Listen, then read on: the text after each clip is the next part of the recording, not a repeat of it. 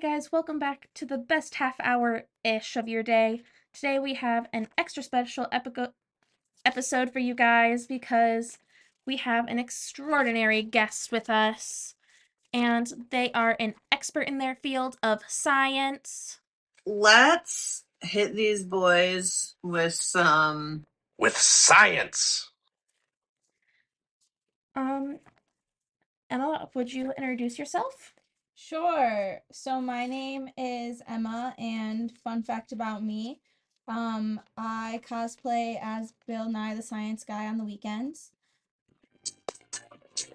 Science rules. Some call me the Gordon Ramsay of the science industry. Let me tell you something, and listen to me. You've got a lot to learn. So be a good plank and get back in line.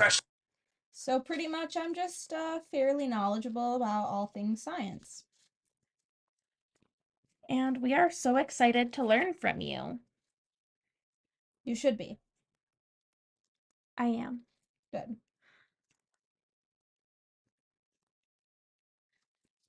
So I know that one topic that you've been really diving into lately has been atoms. Like, what is one cool fun fact that you don't think me or most listeners at home would know? So I'm sure that you don't know there are about 7 billion atoms in the human body.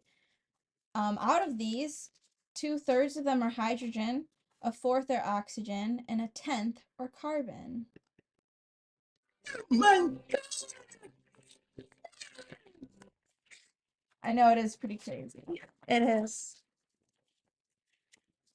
So, first question for you, to get us started, and to help the listeners at home and myself gain some very beginner basic knowledge. Can you explain to us, like, what even is an atom? Sure. So atoms are the building blocks of the entire universe. Everything is made out of atoms.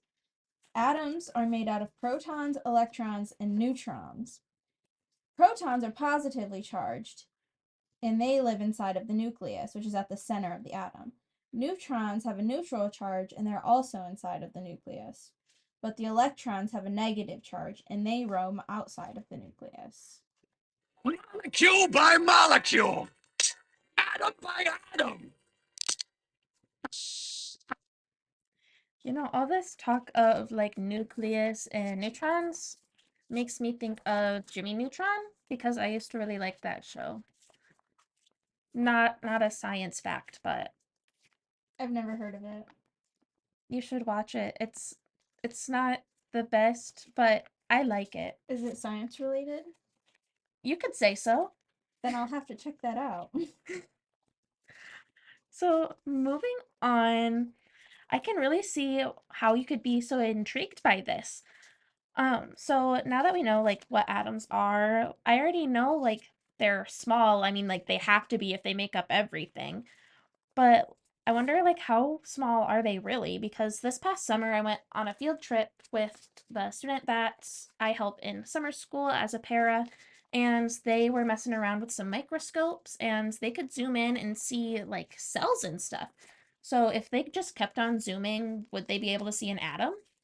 No, actually. So atoms are so small that you can't even see them with a microscope. For comparison, if you took a meter stick and you wanted to show the size of an atom, you'd have to cut the meter stick into 1 billion pieces. Then you'd have to take one of those pieces and cut that piece into 10 more pieces. Then one of those 10 pieces, cut that one into another billion pieces, and then we'd cut the meters, and that would show the size of an atom. Wow. That's really small. Yeah, you can't even think about what that would be like in your own head. No. So third question. I've done a little digging myself on the topic of atoms and saw a lot of talk about like elements and compounds and like I know what an element is because I watch Avatar The Last Airbender. And so there's like fire, air, water, but like can you explain the to the audience an element and the difference between an element and a compound? So you're not wrong. Those are elements, but we're talking about a different kind of element here. And water is actually a compound, not an element. And that's because elements are only made up of one atom, but compounds are made up of two atoms. When you're looking at the water molecule, you can see that it's made out of one hydrogen element and two oxygen elements. When they're separated, they're just elements, but when you put them together to make H2O or water, you get a compound.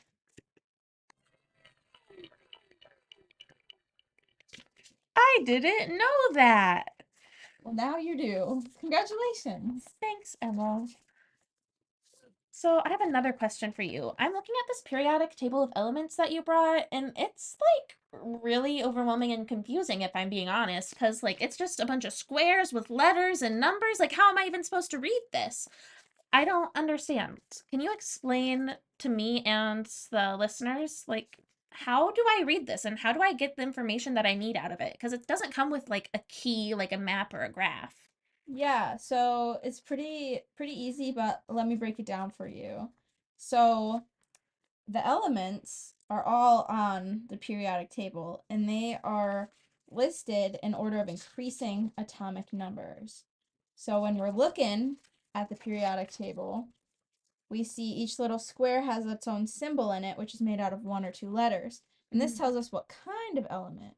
So the H would be hydrogen, the O would be oxygen, and the Fe is iron because iron used to be something that started with Fe. I wonder why they didn't change it to another name that started with FE if they already, unless they changed it before the periodic table, and then that's kind of funny that they wouldn't just put in the. But still, I mean, if you're not moving it, everyone else would be able to figure out what it is. I feel like we should just change the number. Yeah. But anyway, then on top, you see the atomic number, which is the number of protons and electrons in the element. And this is what defines the element. And then at the bottom, there's the atomic mass. And then to find the number of neutrons, we take the atomic mass and subtract the atomic number from it. You'd think that since the atomic number both shows the protons and electrons, like they would just have a number that would say the number of neutrons instead of you having to do all this math. Like, why don't they just put it on there? I don't know. You would think like they have multiple corners. It wouldn't be too hard. Yeah, a square has four corners. We need to talk to like the boss of science to fix it. That's not a bad idea. I actually do have Bill Nye, the science guy's phone number, so I can call him and see. Oh, great. Maybe we if can we get him can- on next week. Yes, that would Oh, be perfect. It would. So it looks like our time is starting to come to an end. Um, Thank you, Emma, for joining and teaching the audience and me all of this amazing information. And also, thank you all for listening at home or in the classroom. Hope you learned as much as I did from our amazing guest. Don't forget to drop a follow and a like down below. But before we sign off, I have one more question for you, Emma. Can you give us your best joke, pun, or pickup line about atoms? Oh, yeah, let me think about that. Oh, I've got one. How do we know atoms are Catholic? How? Because they have mass.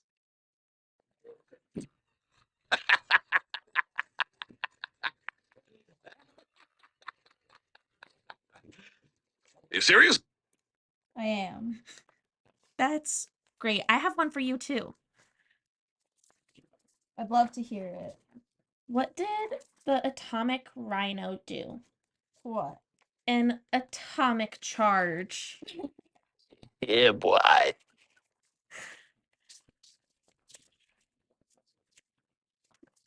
Okay, thank you, Emma, for coming. I'd love to see what your beautiful brains that are listening can come up with too. So dive down to the comment section and leave yours. I'd love to read them. Me and Emma got to go talk to Bill Nye about coming on the podcast and getting the number of neutrons on. We'll have a petition next time for you to sign. Very important. Yes. Uh, Bye.